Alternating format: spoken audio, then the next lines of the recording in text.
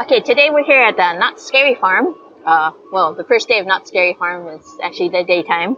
But anyways, I went to the Gourmet Churro Factory and got their Raspberry Beignet. So it's Raspberry Beignet, the kind you get from Not Scary Farm. Doesn't quite fit, but so they just made these, so they're pretty hot, I think. So here's what they look like. They got powdered sugar on them, a raspberry drizzle. Oh, that is very hot.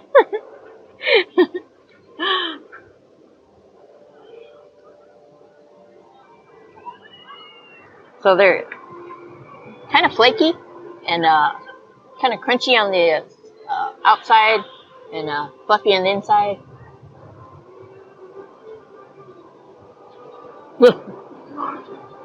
There's the flakiness. And these are way better than churros. I hope they keep doing more and more beignets.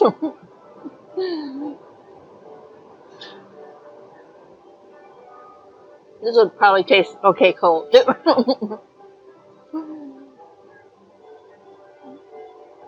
The raspberry sauce is really nice on top. So yeah, I'm gonna give these an A+.